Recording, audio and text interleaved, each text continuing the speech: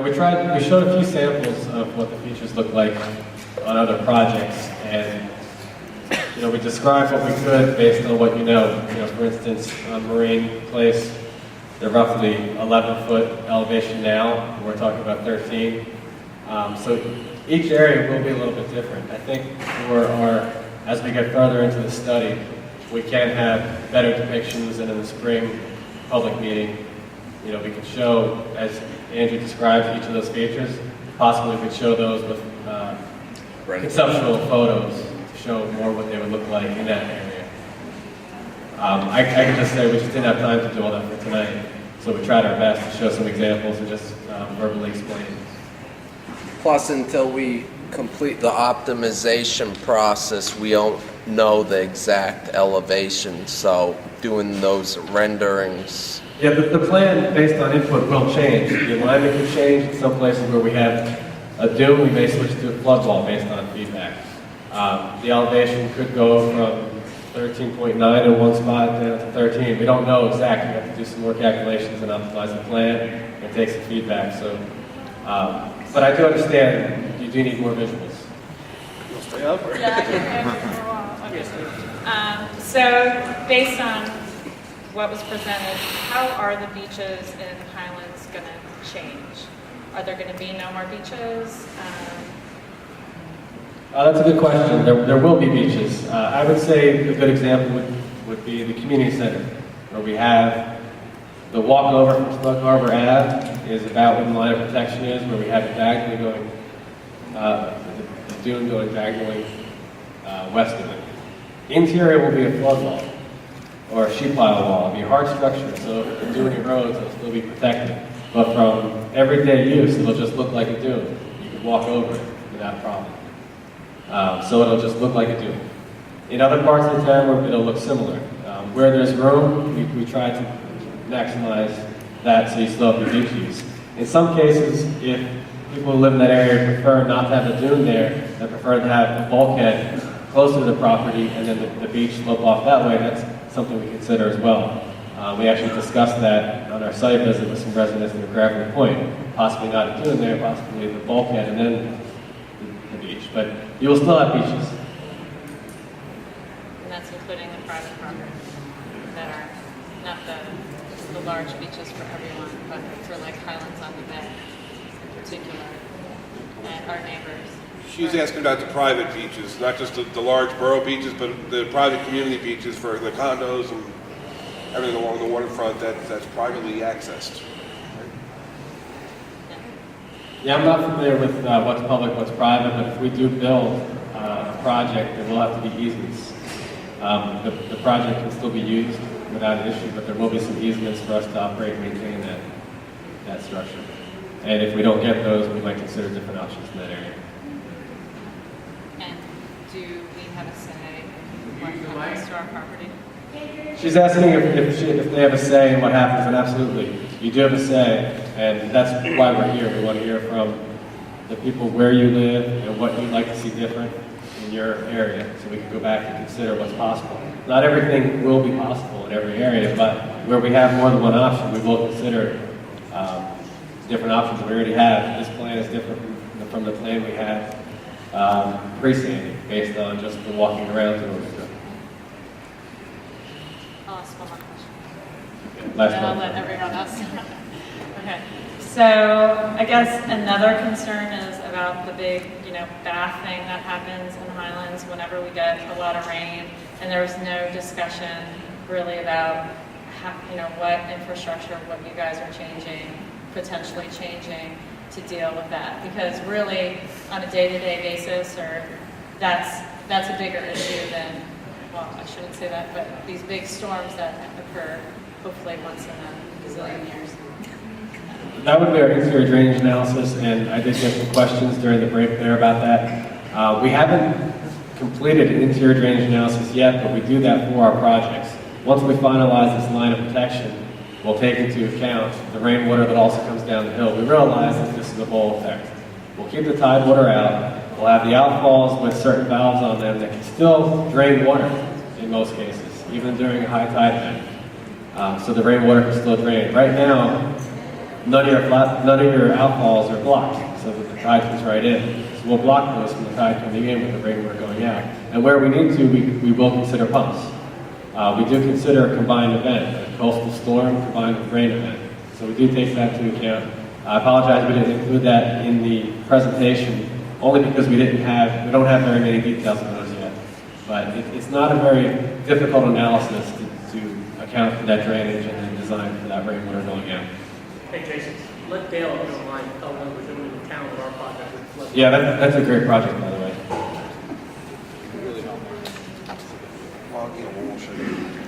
Yeah, our interior drainage project that the borough's doing, basically, what Jason's doing is basically from the outside in, and we're working from the inside out. Our project that we've designed, we've had on the table for a couple years now, that basically takes care of that rainwater that comes down the hill. Okay, so that takes care of getting the water down the hill, out of the creek. We are planning a pump station out in Snug Harbor. We are planning on rerouting a lot of the downtown drainage through the Washington Avenue, the Rec Place, Cheerful Place area. There's another area of drainage that we're looking to reroute. There's a low spot on Bay Avenue by Valley Street. We're looking to redo the Valley Street pipeline down to the pump station. Looking to reroute some of the Cedar and the 4th Street drainage. So a lot of our project takes care of that interior, I call it nuisance flooding that we get from the rain events downtown. And then as Jason alluded to, the outfalls, what their design will be is to get those to a point where during the high tide events, the water can still flow out, and we'll have valves on those too, and most likely sluice gates, I'm thinking, on the backside of some of those, basically to keep the tide from coming in during a major event. So, in concurrence with the two of us working together, we should have a decent overall project to try to mitigate a lot of that flooding that happens downtown.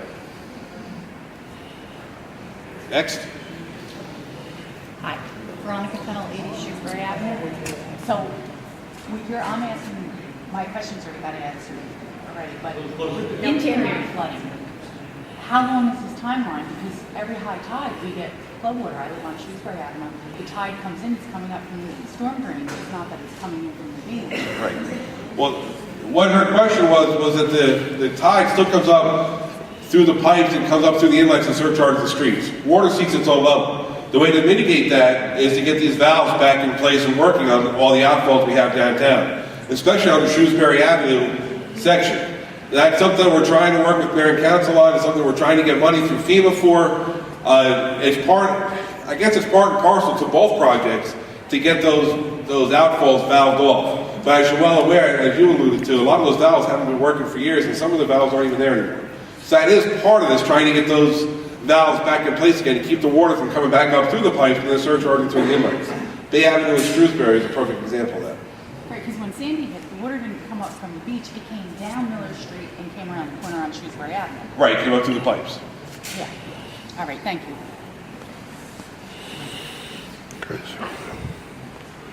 Hello, I'm Eileen Scanlon. I live on 5th Street between Valley and Miller, and I have both a very specific to my property question and a more general question.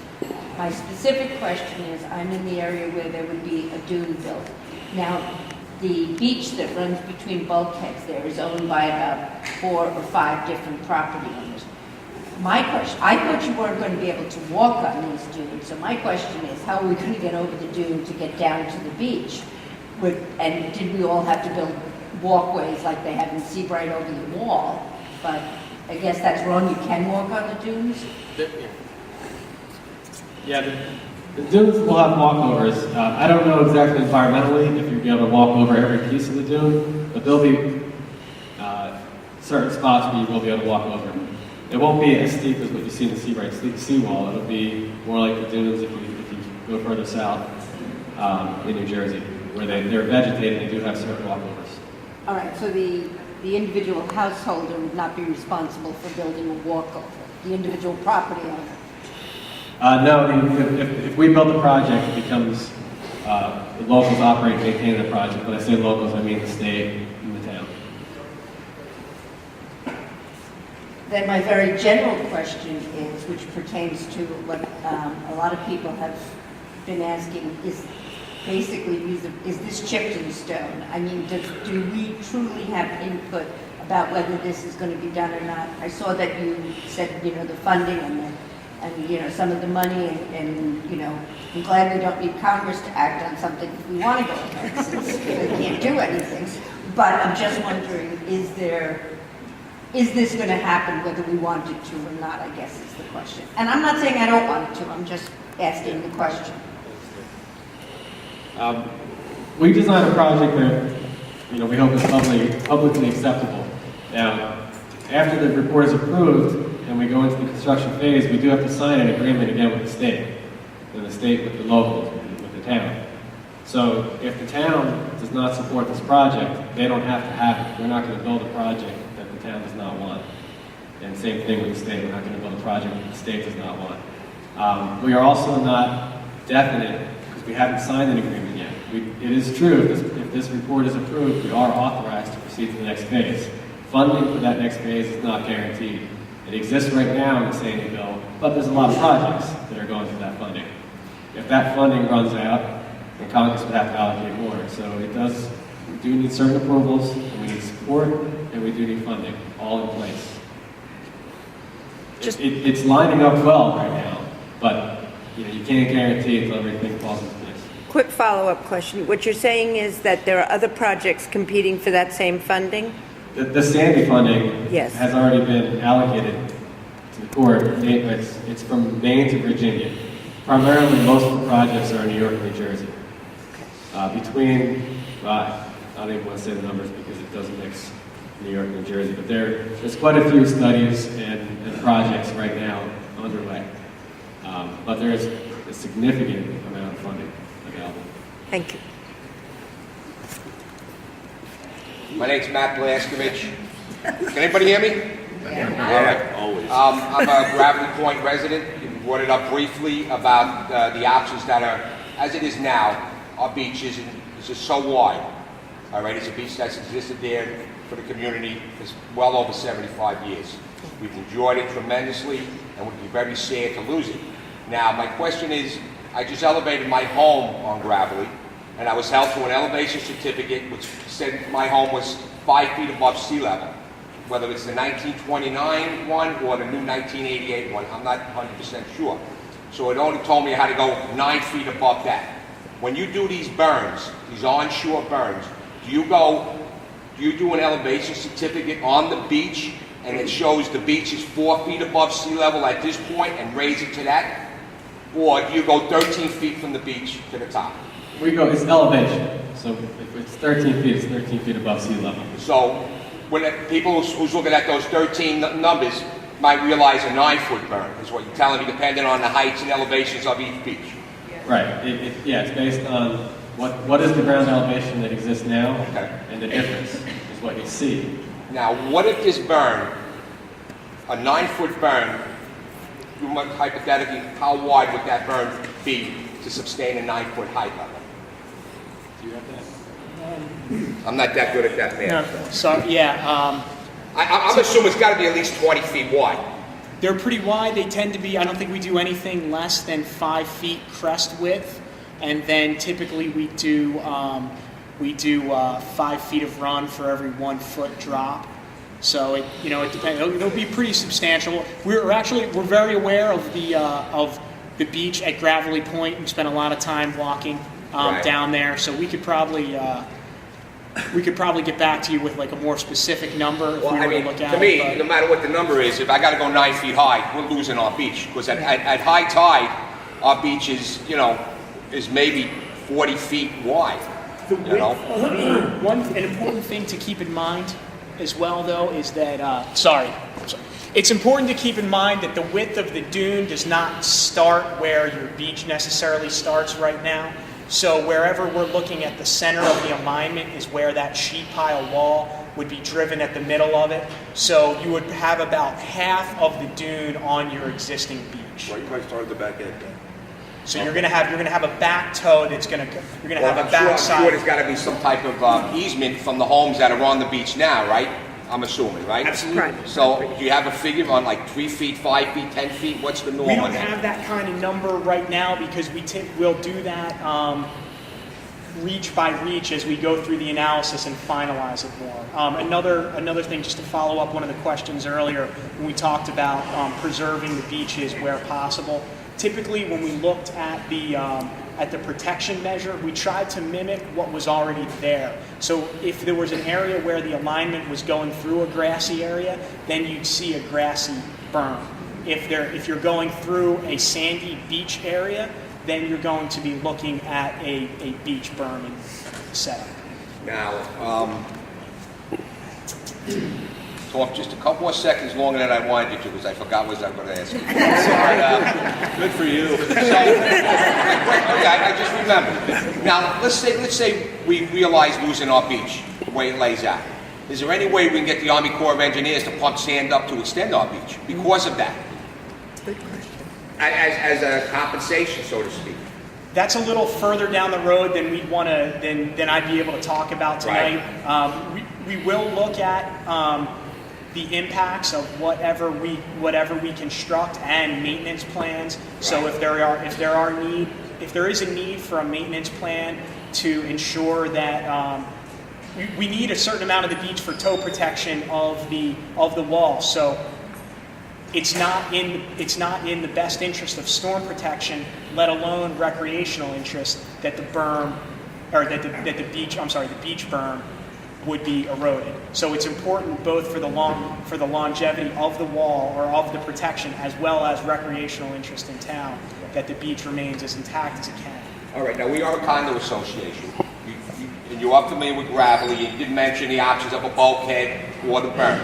Now, how would that be decided? Would us as an association make a decision on which one we wanted or none? Well, I think what we're going to have to do is, with each feature like that, especially where you have a raised elevation, whether it be beach or grassy, where it has private property and an association like that, I think we're going to have to meet with specific groups focused on those areas. We'll coordinate that through the town. And we'll have options ready and tell you what is possible and what is not. That's perfect. That's all we can ask for. Thank you for your time. I do. My name is Scott Ryan. I own the property just east of Linden Sea, Twin Lakes Marina, and we provide access for boats. We use a forklift dropping them in a well. I see the 13-foot wall coming into that well across. And I'm just curious how you would deal with issues of access, boat access, if we're looking at a wall up that high. Was your plan, was it bulkhead in your property there, or is it raised ground surface also? No, it shows bulkhead. Okay. Again, we'd have to look more folks in that area and what your needs are, and make sure that you can still have that property usable as you need. Maybe there's an opportunity there for a raised ground surface, closer inland that could slope back down. That could be an area that during a storm event would get wet, but then you can still access it normally for. Similar to what you're doing down further by bars. Right. Gateway. Okay, thank you. We'd have an opportunity to discuss that at some further point. Absolutely. Okay, thank you. We're just going down the line. I'm his neighbor. I live on Shrewsbury, and I noticed on your maps that I have a green square on my property which says Ray's House. All of my neighbors have a green square on their property that says Ray's House. I've been trying to do that for the last year, so if you guys have any great ideas on funding, that would be fabulous. I'm just trying to figure out how this is going to fit in, because if I decide to do this on my own, if I can somehow get the money and build to the FEMA standards, do you guys now have separate standards? I should stop you because that's. Sorry, I should stop you there because those green dots are carryover, correct me if I'm wrong, from the old plan where we had a fabricated flood wall which is removable on Shrewsbury Ave, interior, where those houses would need to be raised because they weren't protected by anything. Now we have since moved that alignment outside the bulkhead, so we wouldn't raise those. Those dots shouldn't be there, as far as I can tell. Yes, I'll confirm that. Get back to you. Yeah, I think they're a holder from the old plan, so I apologize for that. Okay.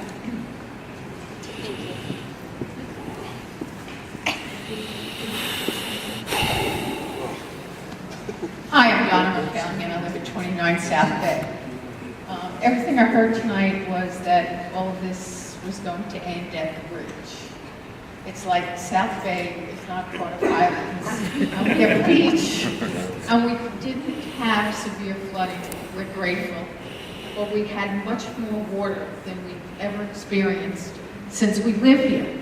So now my question is now that you've taken care of downtown so well, I hope, what happens to South Bay when they no longer flood? Is it all going to come downhill to us? Well, first, I'll just mention that the study area was from one end of town to the other, from Murray's Beach all the way to the bridge. I'd have to get the specifics from our design engineer why we didn't include a line of protection further east. There possibly could be technical reasons why it wasn't possible over there. But to say that you won't have additional flooding there because the tide, when it comes in, is going to reach a certain elevation. It's going to reach a certain water level anyway. If you did not experience significant flooding during Sandy, then maybe it was not cost effective to do something in that area. But I'll double check that area again when we look at our alignment to make sure to see if there's something we can do there. If we can't, we'll just have a better explanation of why.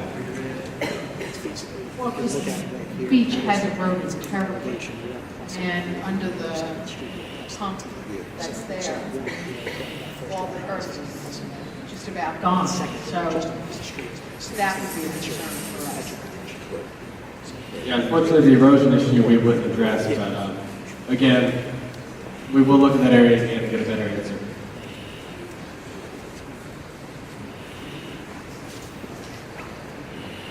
Barbara Nucci, Shrewsbury Avenue, Dick Reach 4.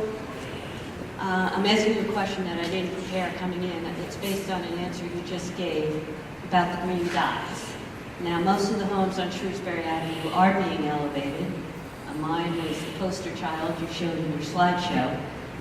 We didn't receive any flood damage. So the alternate plan you had to move the wall in a different spot than the bulkhead, could that be entertained in certain areas if every house has reached the FEMA code mandates for the elevation? We still need to close off the line of protection. So, we need something there. Even if your houses are all elevated and do not flood, we still need to close off that line of protection somewhere. I would not say that we go back to removable flood wall like we had earlier. Removable flood wall, as Andrew mentioned, is very high operation and maintenance cost. It's a big liability because people have to make decisions on when to implement that. And if there's a mistake, one opening in a line of protection like that it's a huge risk to have a feature like that when you have other options that are more cost effective and less risk. Now I'll ask the questions I prepared. First, I'd like to know, have you implemented an 8,000-foot wall anywhere along the shore for Jersey? I mentioned we have a project in Keensburg, which is a levee and beach protection built in the 60s. In the Raritan Bay area, I don't believe we have any recent projects. Nationwide, we do many levees and flood walls. Have they been affected? Post-storms? Have your statistics been on the mark? Absolutely. Andrew, I don't know if you have any statistics from engineering on these, but... I don't. We could get you some, but we build these, we design them and build them because they're effective. When properly maintained, they're highly effective. Yeah, Keensburg suffered some damages because Sandy was such a large storm. It did exceed our designs, but they still had a lot less damages there than they would have had they not had any protection. You did mention some sea dunes down in South Jersey, which I guess we would be mimicking in certain areas of this 8,000-foot line. Were they effective for Sandy? Or were they eliminated during Sandy? Like, are we creating something that's only going to get washed away? Or these will have sheet pile core Okay. as well. Right. So ours is a harder structure. It's not necessarily a sacrificial structure to erode from coastal storms, and it's tough necessarily to make exact predictions between up here in Monmouth County and say down in South Jersey when we're talking about Atlantic and Cape May counties, because north of the I, the amount of water was much higher than down in southern New Jersey. Okay, just look at their islands, and they had much less damage compared to us in Highlands. So. Right. But I am assuming you have gone to the Carolinas and done this and had success. All of the elements of this project are proven designs. There's nothing, let's say, there's nothing that's innovative or that's never been tried before. All of these are well-tested, proven methods. I also have a personal dock and boat, and I'm curious as to how I will have access to my dock and boat. Would my whole dock be dismantled? Would I not be able to go onto my boat from, I think we're at 13.9 behind my zone. My house is set back 40 feet according to all the variances. So are you going to be taking some of my little bit of backyard I have in order to do your bulkhead? And then are you going to not allow me to even access a boat, which is why I purchased on water? I can't speak on the property yet because we haven't maybe aligned it so detailed because we know exactly what property lines we're on. We do try to avoid any impact to private property. As far as access, we will have walkovers. There's still going to be access to the water for whatever use is currently being used in that area. We're still maintaining that use For the best we know we individual can. lots?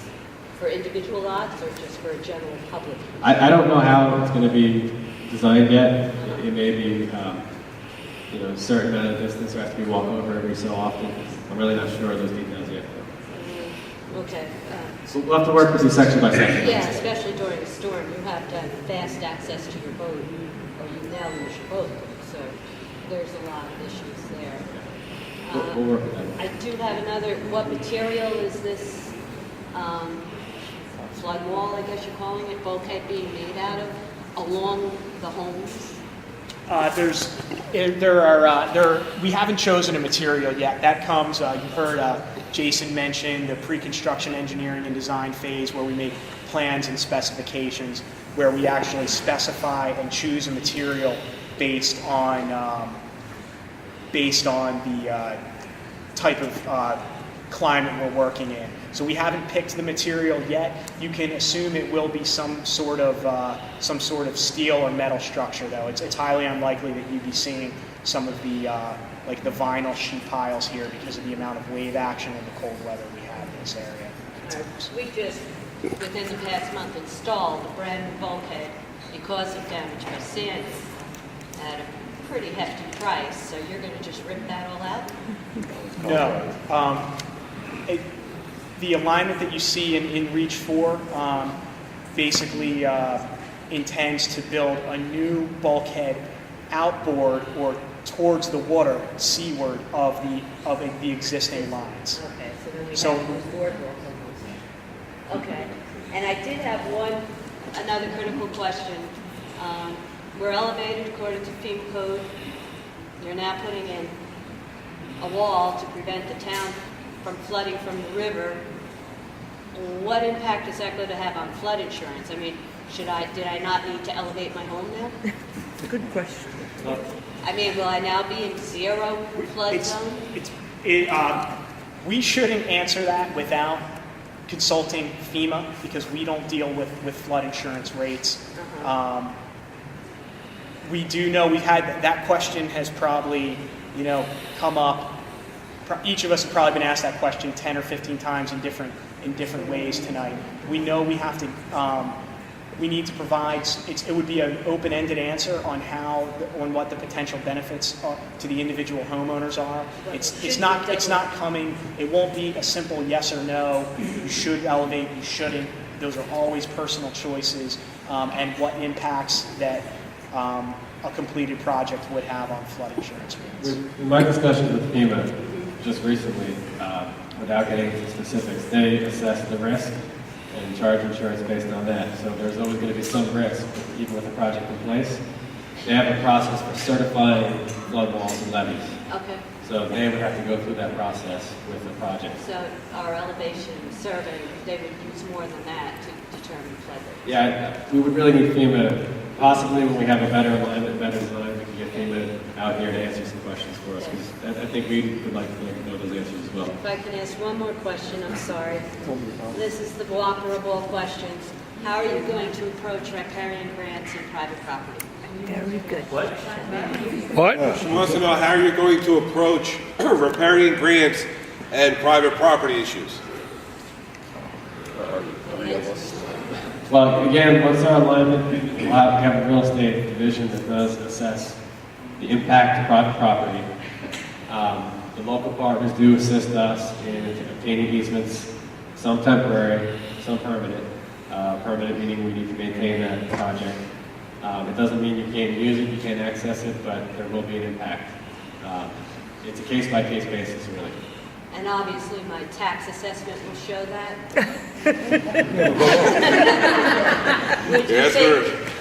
You're asking the wrong person on that one. Okay. It'll go up. All right. Thank you for letting me answer my question. My name is John Bajer, and I live on Huddy. I'm at 15 Huddy.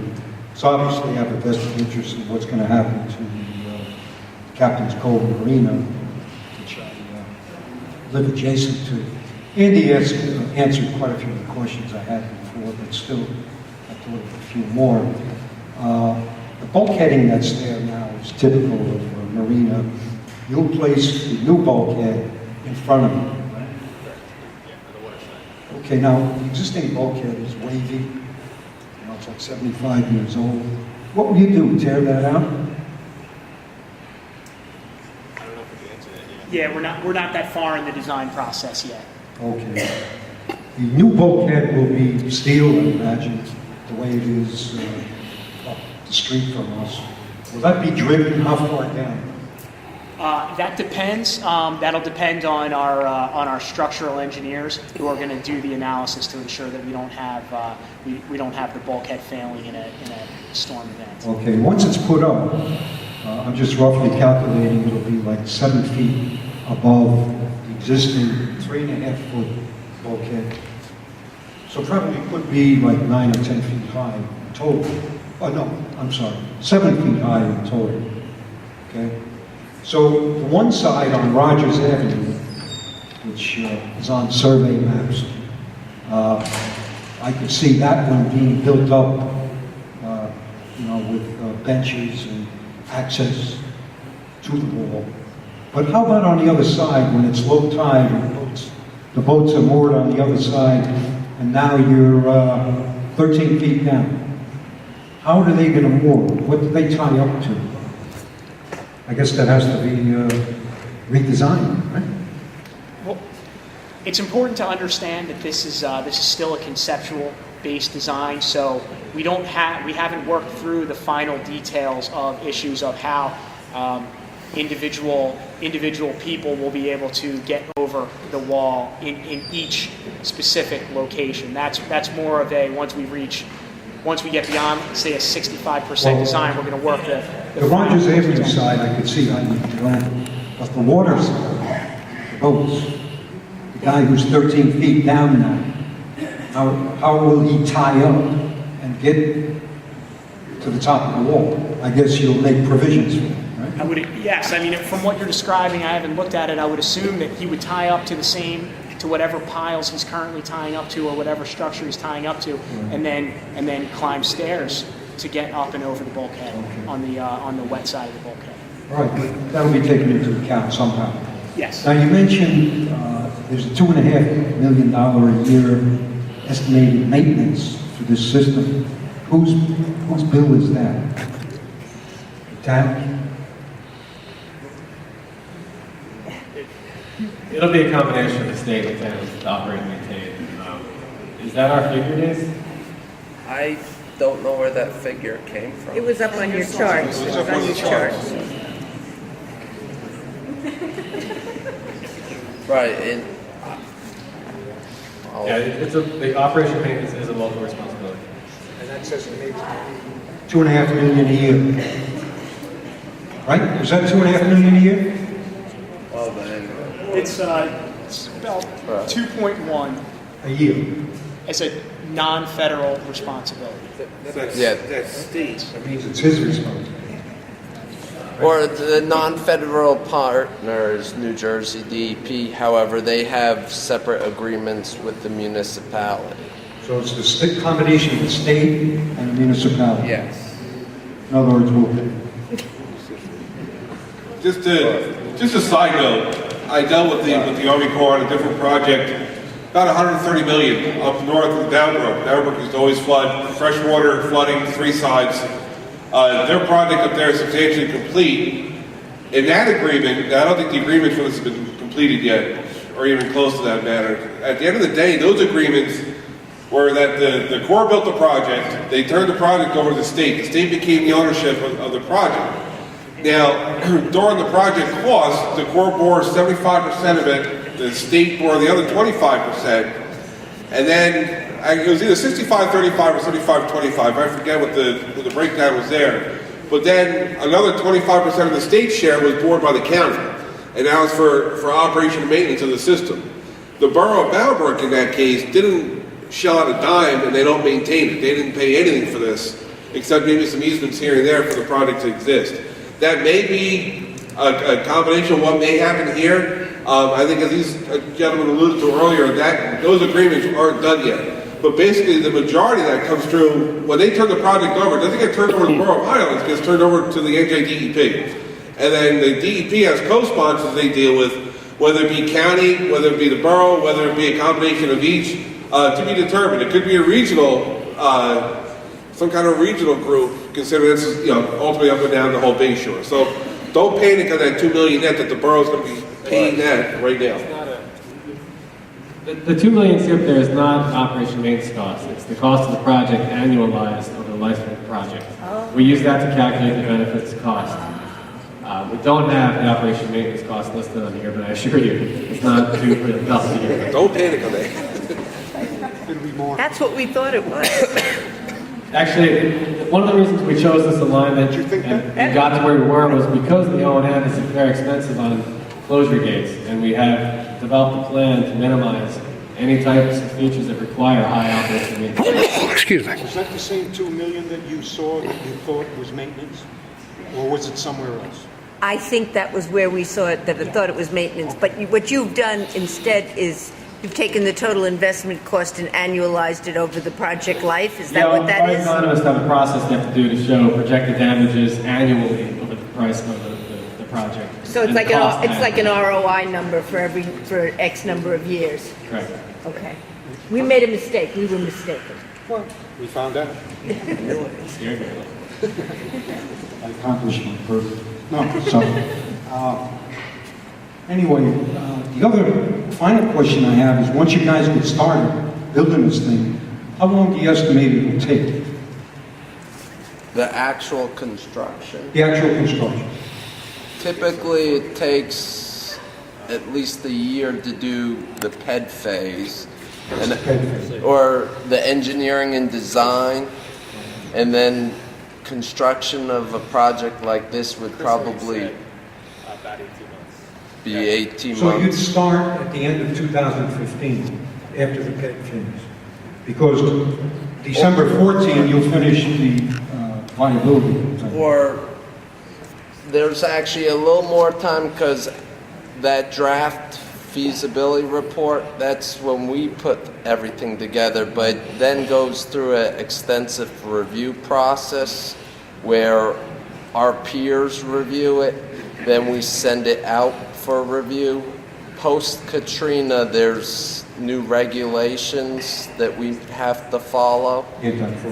And then once it gets approved, then we can So you're talking about 2.5 years, roughly? Maybe longer. to begin construction.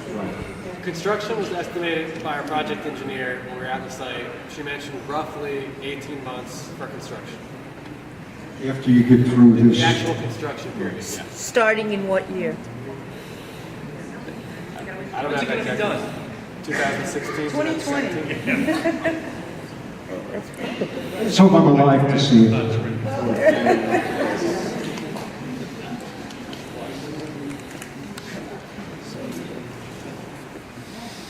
Hi, my name is Jason Newworth. I live on Cornwall Street, and I have a question actually for you, Mr.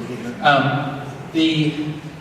My first question was taken. It was about the insurance, the flood insurance. So you and I talked a while ago in your office, and you were saying that if we don't raise, that we'll be able to get a certificate of continuing occupancy, not a certificate of occupancy if we want to sell our house. Does that still stand now? Oh, yeah. Do we still have to raise? It does. Right now, the only penalty that you have right now is in 2017 is you won't have a final CO to sell your house.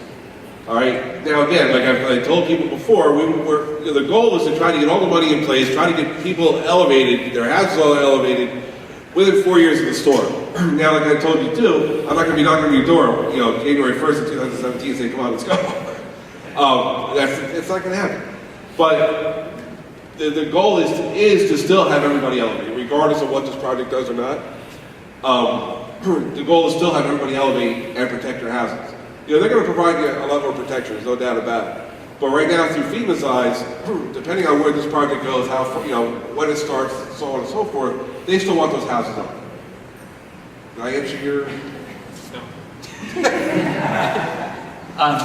Kind of where it stands with me is I applied for I know we're not at best kind of meeting, the RREM grant. Yep. And I went in today for my closing on it, and because I was insured, and I did qualify for this, I went in for the closing, because I was insured, they came and estimated how much damage I had inside my house. Okay. It didn't matter what my insurance paid, it's how much damage I had inside my house, how much it was going to cost to raise the house. They added that number together. Then they took in what I received from my insurance company, and they came up with giving me a whopping $14,000 to raise my house with, which wasn't enough. And then I said, okay, well I have $30,000 ICC money plus this $14,000, sounds good. She said, no, that would be duplication of funds. You'd have to give the $14,000 back if you took the $30,000 ICC money. I have the worksheet I could show to you. So I'm just wondering if we're still going to be forced to raise these houses on our own dime, because whenever it boils down to it, it's all a matter of numbers. If it's going to cost you $80,000 to raise your house, and the people around you aren't raising it, your property value isn't going up, it doesn't make any sense to raise your house. It makes more sense, actually, to stop paying your mortgage and pocket the money you've been putting into taxes and mortgage for the next 3 or 4 years that it takes them to evict you, and then go buy a house when they finally do it. Exactly.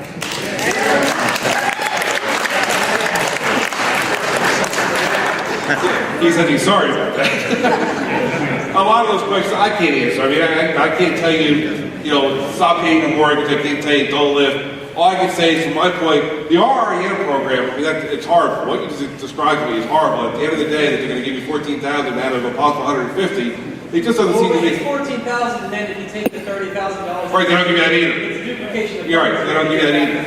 Right. So I think that's something that we're going to talk to the state about, and I think that when I say we, it's not just Highlands. I'm sure every other town along the shore is going to be in the same situation. It's something that I'll have to talk to them about as well. From there, to answer your original question, yeah, you're still going to be required to lift. But I understand your point. If there's not coming up with funds to do so, how are you supposed to do it? Yeah. And that's something that again, that's something else that's going to have to be looked at down the line. It really is a matter of dollars and cents, because if you can't afford to lift the house, like if your house is worth, like, let's say $250, and it's going to cost you $80,000 to lift it, it doesn't make any sense to do it. I understand that fully. Because a lot of people around you won't lift, and if anything, your house isn't even going to appreciate after the lift. It's going to go down because all those windows next to you be boarded up, and houses are, it's not worth doing.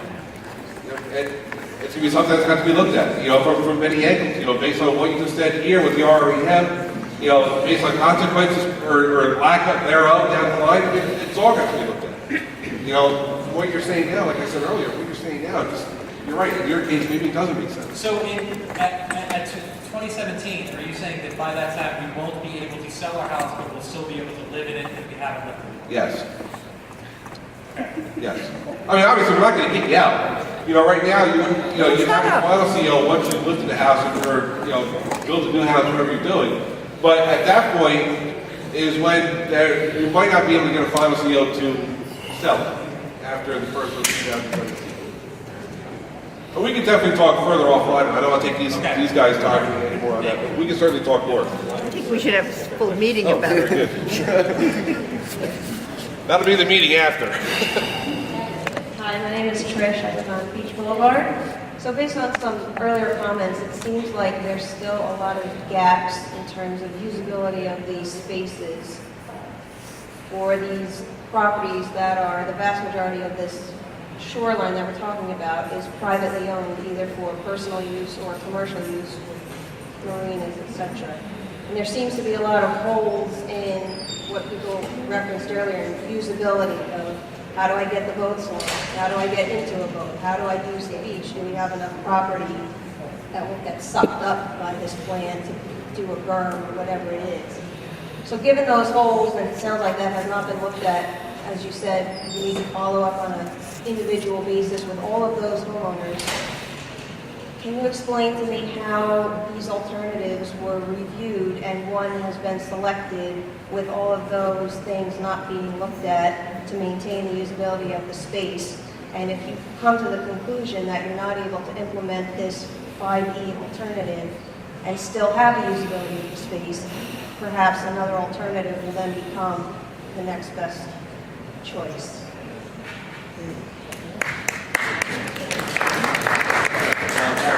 I will say that the cost-effective solutions we looked at are all they're similar in that you need a high elevation line of protection. And to still have that same use is going to require a little bit more detail on our part to get that. We realize that there is usage issues, and we want to account for that. Where there's a marina, we want it to continue to be a marina. We just haven't got to that level of detail on a case-by-case basis. In some areas where there's a bulkhead, and it's just a bulkhead higher, it's probably not an issue. But I think our comparison from alternatives, you'll find very similar results in the end. The use issues on this alternative would be similar to another one. We do understand the importance, and we just don't have that detail to show you. And all we can offer is a case-by-case basis where there's significant details to discuss, and we'll do that when we have more detail. Yeah, I was just a little perplexed how, without that detail, any of these decisions could be looked at and thoughtfully considered without knowing that ahead of time. And when that's going to happen before this ball gets rolling down the road, those conversations have not taken place to really make sure that that's addressed properly and with the correct people. Again, I understand. It's not that we didn't consider that where we have a bulkhead, we realize you need a walkover. Where you have a marina, you need access. We know there's certain conceptual ideas on each case that we need to look at, and our plan does say walk over here, walk over there, conceptually. It is true, we haven't sat down specifically with each homeowner or each group to address those because we just haven't had the resources to do that yet. We haven't been fully funded for very long. Sandy Bill was passed in January. We probably didn't receive money until April or so, and start developing our planning. And that time will come, case by case, and it will be tedious. But we do want the continued usage of the waterfront to maintain it as it is. All right, so I have a second question.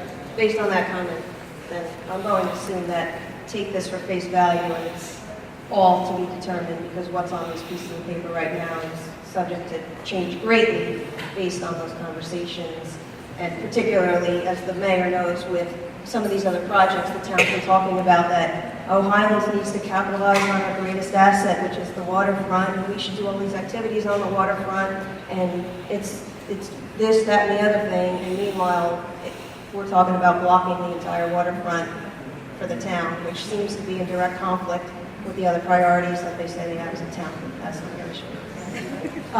Secondly, based on the fact that a lot of this property is privately owned, you're talking about easements, and I'm going to assume that if the property owners do not grant those easements, is it a correct statement to think that this goes to litigation and potentially eminent domain down the road? That's not. Eminent domain is not a choice that the Corps makes. It's a local responsibility. And the answer is In the end, it's very rare when you see that in core projects, eminent domain. Meaning what, you would drop it before it got to that? If there's the public support for a project, that you want a project, you have to understand that you do have a waterfront community and understand the usage here, but there's a trade-off. If you want the storm protection, you have to trade off some of what you have, or you accept the risk of the future flood events. I mean, you can't have both ways. I mean, I understand, I grew up here. Well, you can have the town saying they want it, but the homeowners and property owners don't. So how are you going to get it? Well, you elect your officials to make decisions for your town. Right, but the town can't decide what we do with private property. Right, private property will be an issue where we have, if we have a case where we avoid private property in the best ability we can, and if the homeowner does not The majority accept, of this is private property in your sketch. all the bulkheads on the water side are still private. Yeah. I would say, what, 75% of what's proposed is private property? Well, that'll be something we'll have to work through, and if there's not public support for this project because the private homeowners prefer to accept the risk of flooding, to keep their view of their water use as it is currently, then that's a decision that you can make. Perfect. Thank you.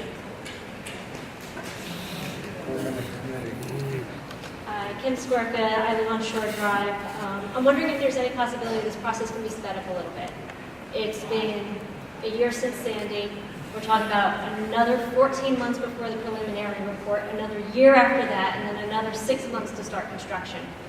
I don't want to see people's lives piled up in front of my house again. It's devastating. What can we do to make it quicker? Are these deadlines flexible? Can we move them up a couple months? The study's been ongoing for quite a while before Sandy, as you know. And the reason it did not move forward very quickly was because we had a lack of funding throughout the years. We had very little funding to do anything. To say we want it quicker, that's what the intent of the Sandy bill was, to fully fund and finish. And then additionally, with the congressional authorization being part of that bill, we don't have to wait for a new authority, we just continue the next phase right away. So that was Congress's intent, was to expedite the process with the Sandy bill. There still is a process, and you'll hear a lot of comments today. A lot of those details we need to work out in engineering with each case. It does take some time. We do have what we consider a realistic schedule now, and to say that could be expedited, based on all the questions here today, I don't know how it's possible. We still have a lot of work to do. It's my understanding that Sandy Hook was breached during the storm. I'm not an engineer. I don't know if that contributed to our flooding, but is there anything being done on Sandy Hook to raise their roadway or do berms so that it doesn't breach in future storms? I'm not aware of any ongoing project at Sandy Hook right now, and they're a federal park, so they get their own federal appropriations for their own projects. We wouldn't do work there unless they came and asked us to do it for them. But I'm not aware of it right now. Would that be something that would help us, possibly? If you talk about wave damage, yes, Sandy Hook does protect you from wave damage. And, yeah, it absolutely. I'm not sure about the answer to the question of whether it breached or not.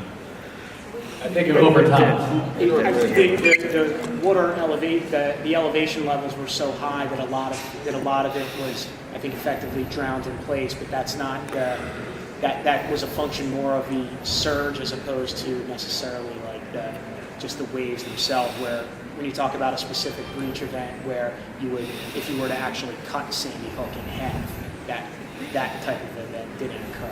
Yeah, I think it's correct to say Sandy Hook was overtopped but not breached. Because when the storm will pass, Sandy Hook is still I thought it was not an engineer. There's no Thank you.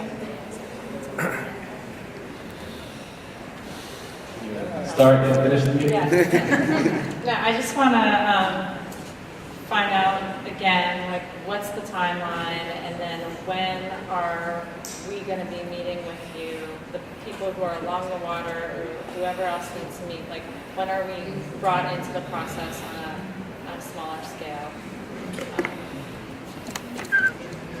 Again, I'll put the timeline slide up here again. The meeting on a case by case will be dependent upon as we design the features of this project, if we feel we need to go meet with the group, we'll contact the town to set up something so we can discuss some of the options. In some cases, there may be one or two viable options that we could pursue in a certain area that we do need your input for. And we also owe you an answer as to why we can't do something as well. But we can't have those meetings until we have more detail. We have our plan, our next public meeting I would expect in the spring.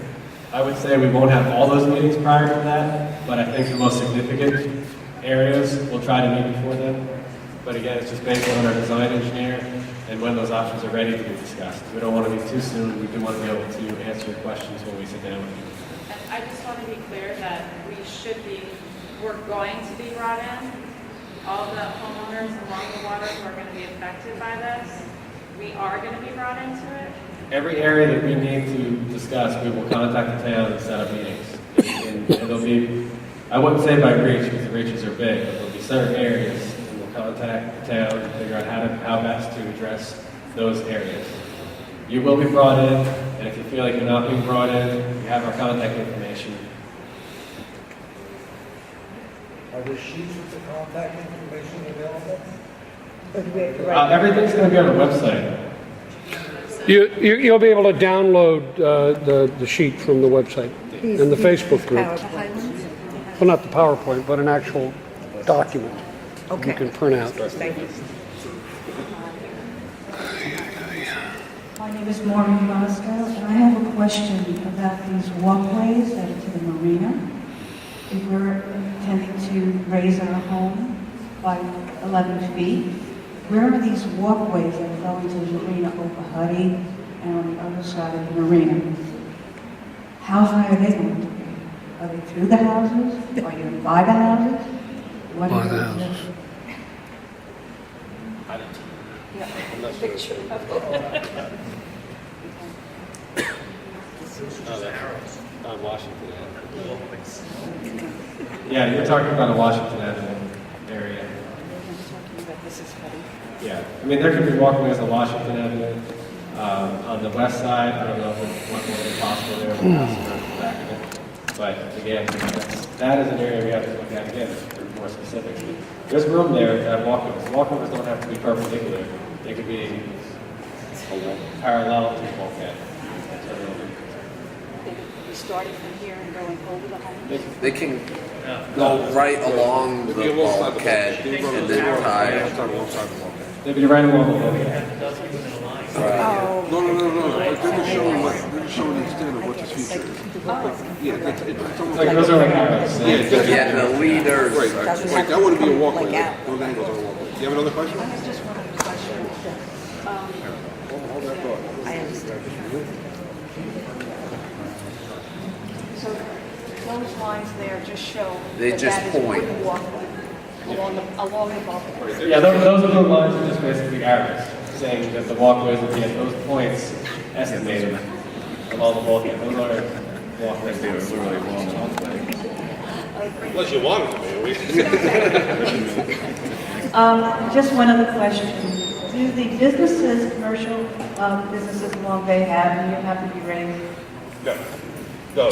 Basically, the businesses along Bay Avenue can be flood-proofed. And basically what you do that normally with a multifamily, like a condo building, townhouse, a business. It's the same scenario over and over. Basically what you do is if you have to elevate a home to elevation 12, you would flood-proof this building to elevation 12. And there's ways to do that, through walls, through doors, sealing the windows. There's ways that you can accomplish that without having to elevate a business, so to speak. Right? You're still destined to finish this meeting. I've been put up, someone else asked me to ask this question. So if this doesn't get past the 5E plan, what is the alternative? Get that? For the Corps of Engineers process, we will recommend the most cost-effective plan. The other plans that we have, where if there's certain changes that the locals would like made, the state being the lead partner, if they choose a different plan called the local preferred plan, it still has to be cost-effective for the Corps to build it. And the non-federal sponsor, if it costs more than our current plan, that cost additional above the selected plan is 100% not cut off. So they pay the difference in the plan that they want as opposed to the current. Does that answer your question?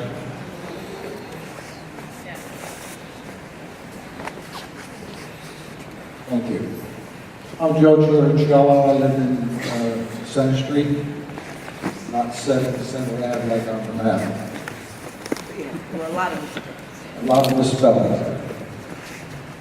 My concern is just a couple. Right now, I have very guarded optimism about this program, and the reason is all the professionals did a good job. There's a lot of answers they don't have and have to get. So I don't think any of us here who aren't professionals will be able to make a proper decision, at least at this point. I like to see the problem solved. I have problems like everybody else. The captain was my vote. Once you get all this information, and the people don't want it, it's not going to happen. Is that what you're saying? That's how I understood it? Is that the way that would work? Yeah, if we do not have local support, if the town does not support the project, We can't hear they you. don't cost share with the state can't cost share with us. If the town does not support the project, there does not have to be a project. If the town does not cost share with the state can't cost share with the federal government, there won't be a project. We need the town, the borough support. And the last question is, if this doesn't go through, and the town doesn't want it, so all your hard work and energy is on this program that you picked.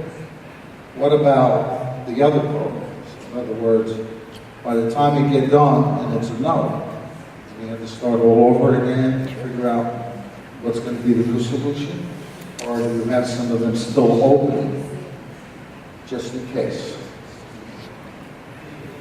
I'm not sure I fully understand this question, but if you're talking about in this area alone, in Highlands, if this project does not go forward and none of the cost-effective plans are desired, then we complete the study and we don't go forward. We don't recommend a project if there's no project to recommend.